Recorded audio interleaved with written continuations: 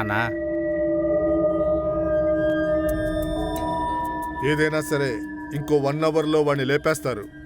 వాడిని లేపిన తర్వాత ఇక్కడికి వచ్చేస్తారు. ఇక మొత్తం బిజినెస్ని మూసేయాల్సిందే. నువ్వేం చేస్తావంటే రే ఒక్క నిమిషం రా, నన్ను కొంచెం రామాపురంలో వదిలేస్తావా? అన్నా అది కాదు, నాకు ఒక చిన్న పని ఉంది. రే లేదురా, కొంచెం ప్లీజ్ అర్జెంట్ రా. సరే ఎక్కండి.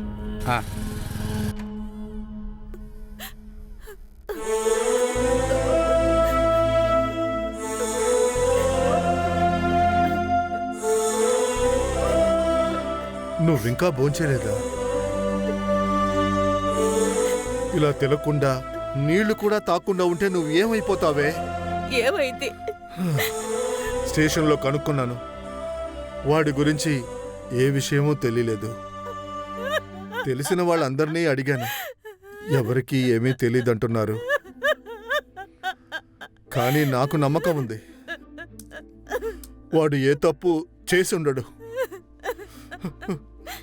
వాడు వచ్చేస్తాడు.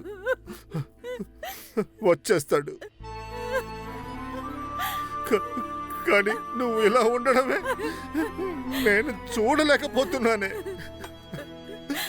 కొంచెం తినవే.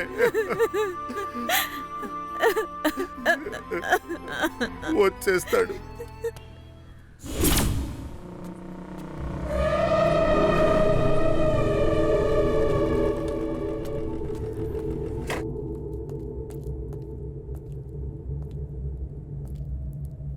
సార్,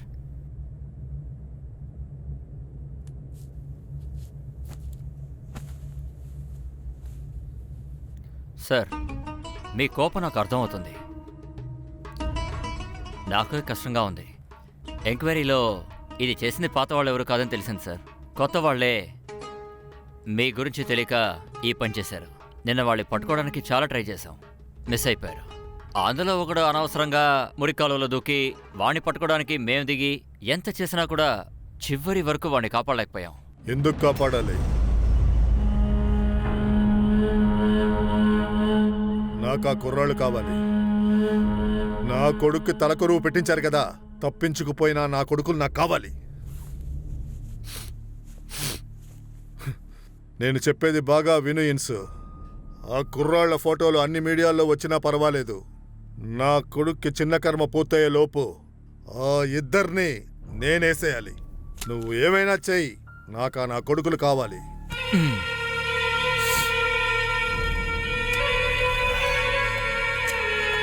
అన్నా వాడి అవతారమే సరిలేదు కదా, ఈ కేసు ఫినిష్ చేస్తాడా సరిగ్గా?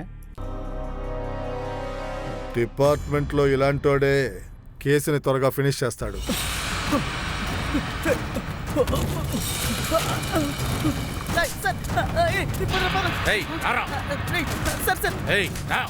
ఒంటేలు వస్తున్నాయి సార్. సార్ ఏమైంది సార్? సార్ సార్ పరిగెత్తరా పోలీసులు, పరిగెత్తని. నా బిడ్డ నాకు కావాలమ్మా. నా కొడుకుని నేను చూడాలి, కానీ వాడు నన్ను చూడడానికి రాలేడు. ఇంటి చుట్టూ పోలీసులున్నారమ్మా. పోలీసులు ఎప్పుడు వస్తున్నారో ఏం చేస్తున్నారో ఏమీ తెలియదమ్మా. నేను వాడిని చూడకుండా ఉండలేనమ్మా.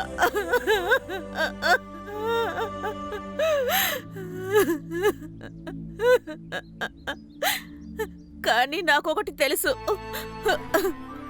వాడు నిన్ను చూడ్డానికైతే వస్తాడు. వాడు ఖచ్చితంగా నిన్ను చూడ్డానికి వస్తాడు. వాడు వచ్చాడంటే ఏదోటి తిట్టి వాడిని పంపించేయకమ్మా.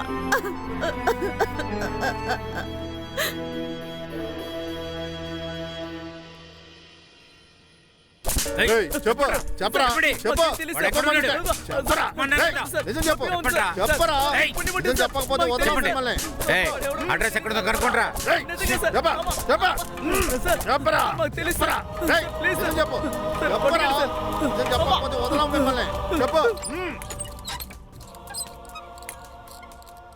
సార్ సచ్చేటట్టు కొట్టాను సార్, ఒక్కడు కూడా నోరు తెరవట్లేదు సార్.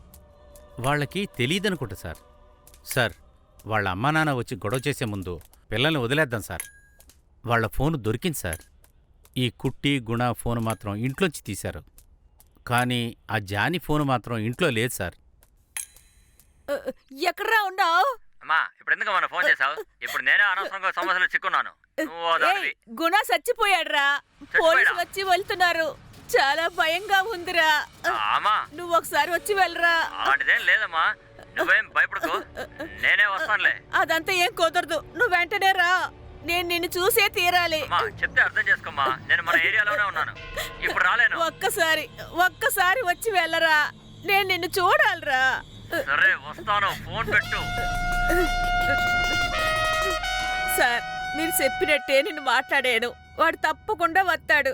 ఎందుకంటే ఆడికి నా మీద చాలా ప్రేమ ఉంది. ఓ నా కొడుకు నా మీద పేనాలు పెట్టుకున్నాడు సార్. మాట్లాడి చూడండి సార్, వాడు తప్పు చేసి ఉండడం. వదిలేయండి సార్. ఏమ్మా ఇప్పుడైనా మర్డర్ చేశాడనే వచ్చాం? విచారణ కోసమేగా వచ్చింది. పారిపోయి దాక్కుంటేనే తప్పు చేశాడు అనుకుంటారు. వాడు వచ్చినాక వాడితో మాట్లాడితే తెలుస్తుంది. రాని మాట్లాడదాం.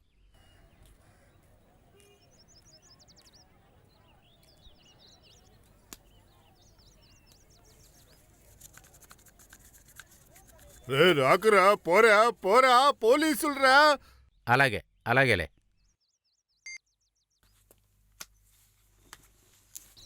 జానీ అన్న, మీ ఇంట్లో పోలీసులు ఉన్నారన్నా. వెళ్ళిపోన్నా, ఇక్కడ ఉండదు, వెళ్ళిపో. ఏ ఏరియాలోనే ఉన్నవాడికి రావడానికి ఎంత టైమా? ఒకసారి ఫోన్ చేయండి.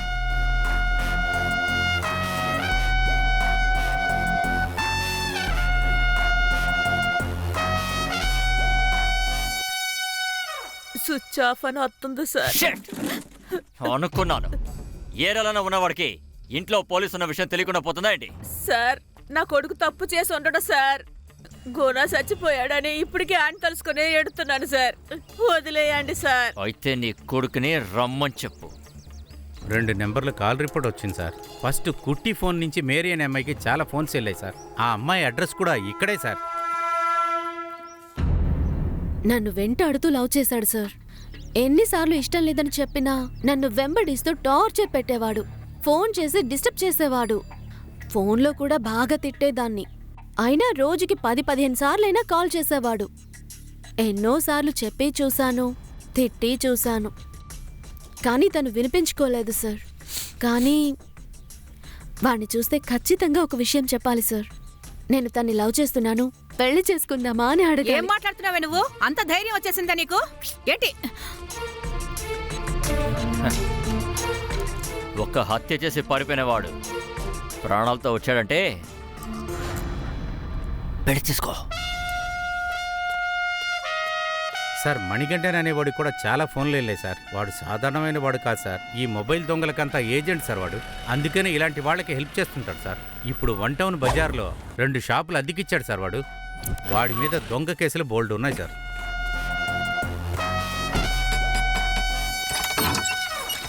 ఖాళీ ఎక్కడికి వెళ్ళాడమ్మా? ఆయన ఇంట్లో లేరు సార్. పొద్దున్నే వెళ్లారు, ఇంకా రాలేదు సార్. నీకు నిజంగానే ఏమీ తెలీదా? నిజంగా తెలియదు సార్.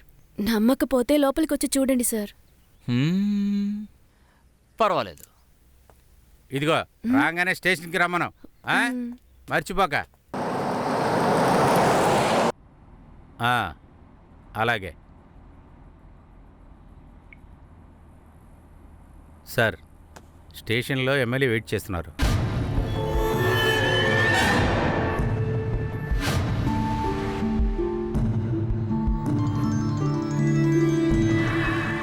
ఎవరు చెప్పండి? అలాగా, ఇన్ఫామ్ చేస్తాలేండి సార్. ఖాళీ చనిపోయాడు సార్. ఇవాళ పొద్దున్నే రామపురం తోటలో ఎవరో చంపేశారంట సార్. సార్ ఇప్పుడు స్పాట్గా స్టేషన్కా? స్టేషన్.